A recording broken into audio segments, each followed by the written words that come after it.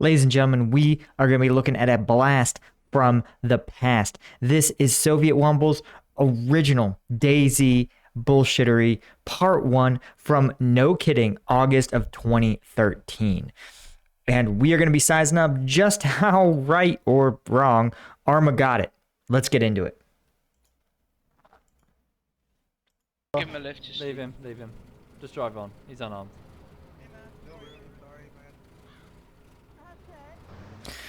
Yeah, picking up hitchhikers used to be really common back in the day, but obviously common sense tells us that going hitchhiking is a good way to end up carved up in someone's freezer. So you don't really see hitchhikers much anymore. Also, some of it had to do with the fact that cars have become less and less prohibitively expensive. Options like the bus and trains, even here in the antiquated United States, do in fact still exist. Okay. What are you doing? We're having a group masturbation session. Would you like to join? I'll pass on that for the moment. Yeah, there are, okay, so one of the stereotypes is that if people get isolated for a long, long time, they start to become attracted to one another sexually. I don't think that's really the case. I think that's mostly salacious rumor and a sort of explanation of people who were probably gay at the outset, who then engaged openly in homosexual behavior in sort of extreme situations where they couldn't conceal it. They were probably like, oh, well, when you're isolated, you just do anything. And everyone goes, yeah, that makes sense.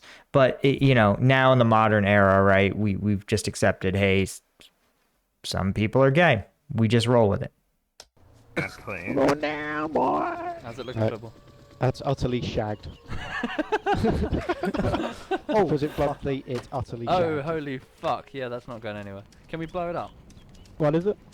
Little bird fucked. Hang on. Alright. So, okay, I want to point this out.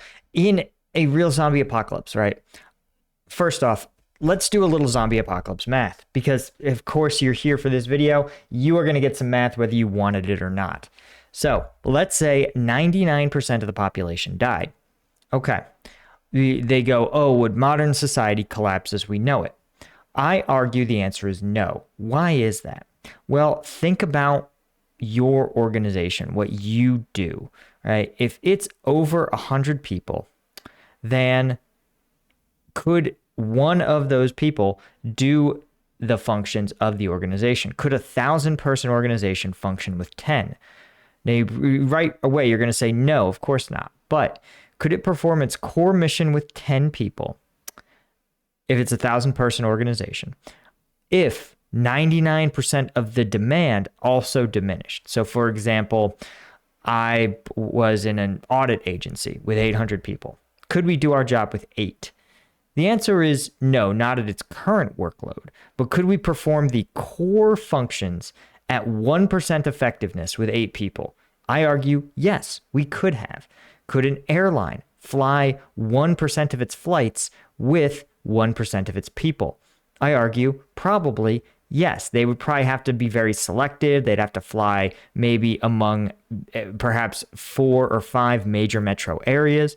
But yes, I argue that they could. But you wouldn't need more than 1% of the flights. That would already cover demand. So when you think about things like that, that's one of the reasons that people talk about technological development being so central to human beings. And you won't, historically, even in times of tremendous collapse, you don't see sustained technological regression. Good example would be like the Black Death, right, which killed a third of Europe, right, a real significant decline in population. But what you didn't see is technological regression. You saw the same level of technology. It wasn't like the architectural complexity of buildings suddenly dropped down to the Roman era and then restored, right? They remained at a normal level of complexity. In fact, in some ways, they became more complex because of a rise in artisans and middle class, et cetera, et cetera. So all that to say, the fears of a zombie apocalypse are probably overstated. But An individual helicopter like that probably not going to have the logistical tail necessary to keep it running. Remember, that's spare parts being manufactured, that's fuelers fueling it, preventative maintenance happening, skilled pilots. Again, there would be, like in the US military, I think we have maybe 800 or 900 of these little birds. We would basically be flying 8 of them.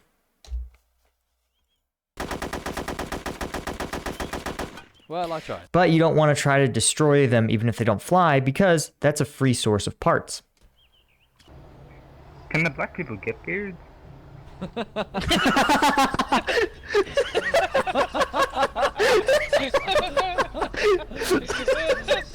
Fucking racism going on here. No, mate.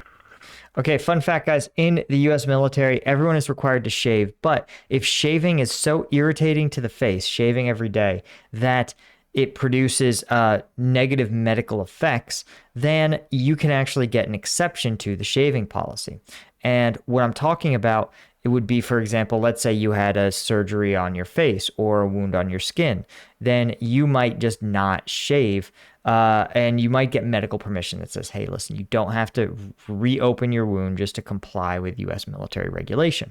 And it's more common among African American soldiers in the US military that shaving is much more likely to produce high levels of irritation. So it's pretty common to see a lot of black soldiers just get either persistent profiles that say, hey, listen, as long as they keep a closely trimmed beard, they'll be fine.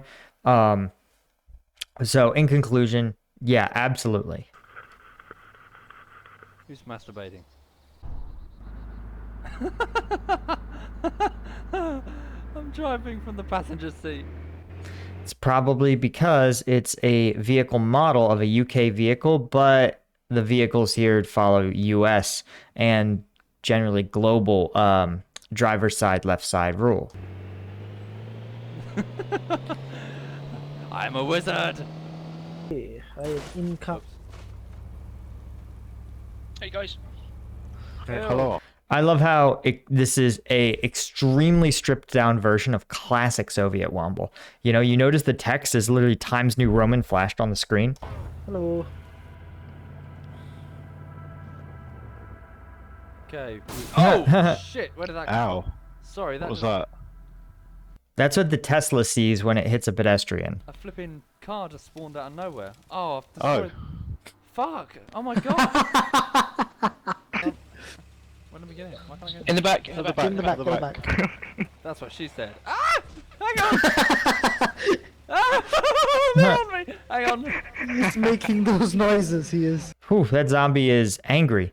Also, fun fact, I know this is just a game, but it's simulating something that really happens in a panic situation, in a time where life or death, your adrenaline is surging. One of the really common outcomes is that fine motor movements tend to diminish. You lose the ability, for example, in a real adrenaline pumping situation, you would struggle to maybe tie a complex knot. You might struggle to write very small characters.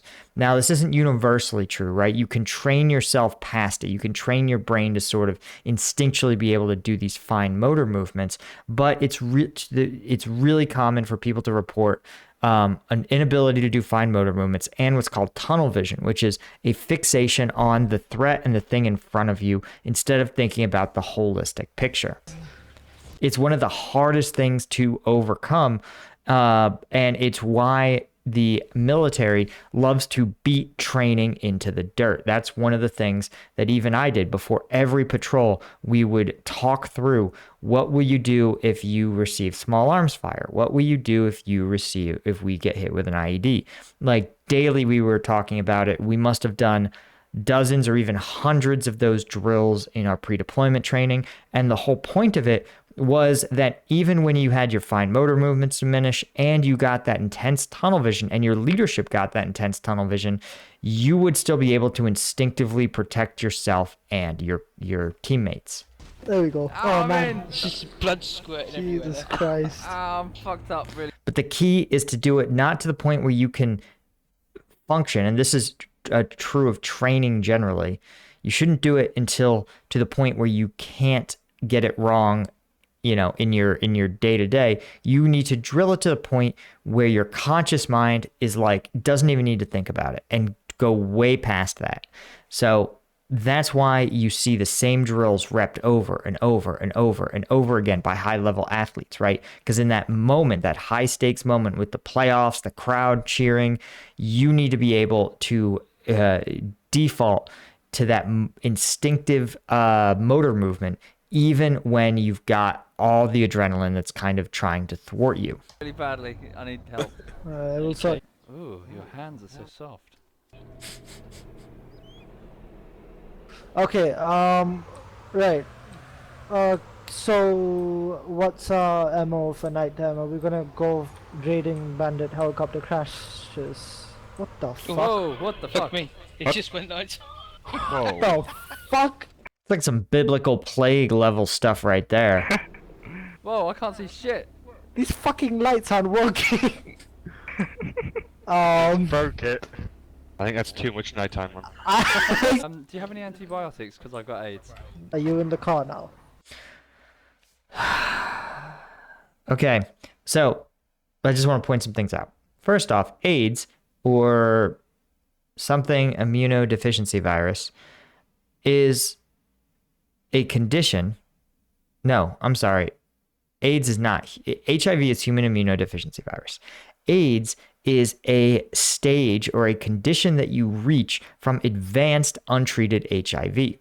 And it usually means your immune system is like heavily collapsed. So you cannot use antibiotics for AIDS. That's, I think, the joke. But also, AIDS is something that you wouldn't treat necessarily. You would treat HIV. You would try to manage AIDS, or you would have these symptoms or this syndrome, but you wouldn't necessarily, it's not the root cause.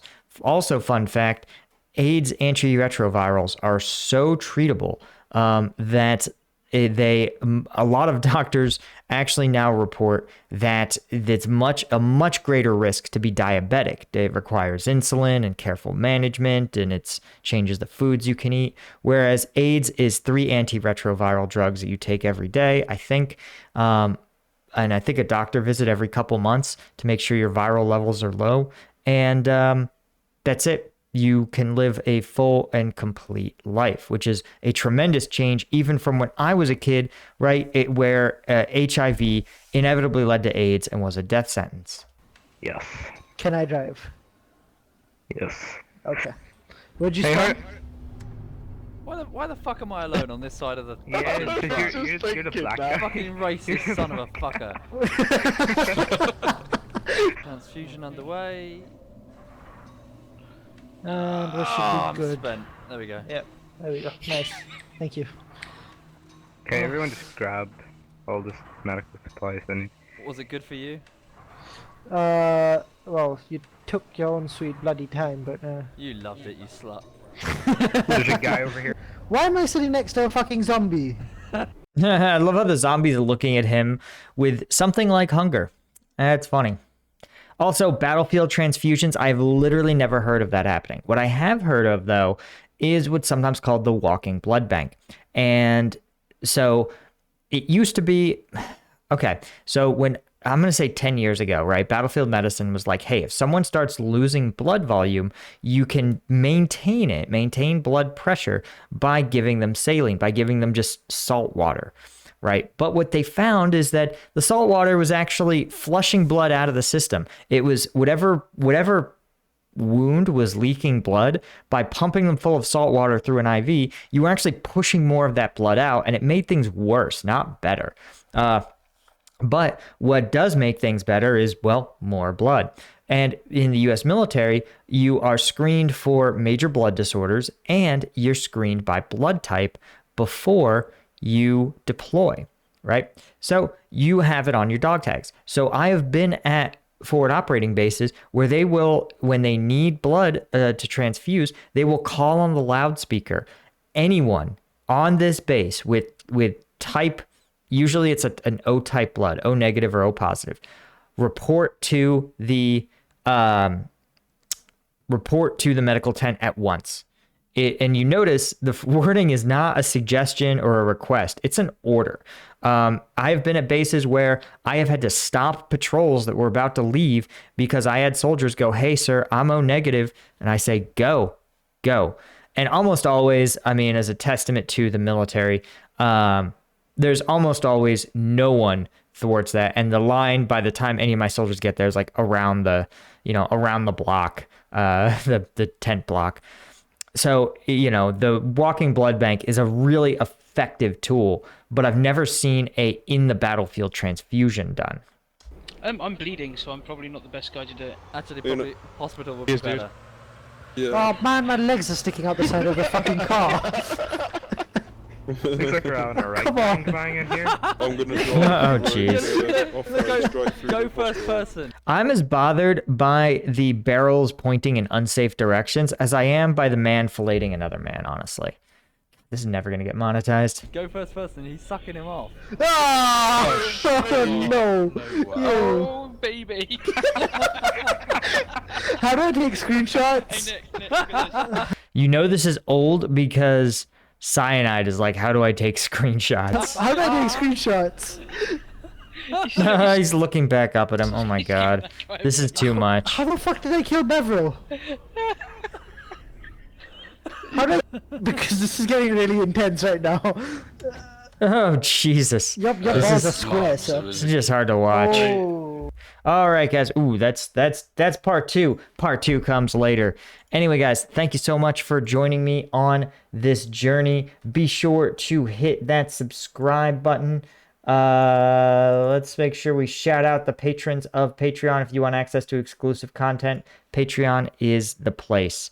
Other than that, that's all I got. Thank you so much. Have a good one.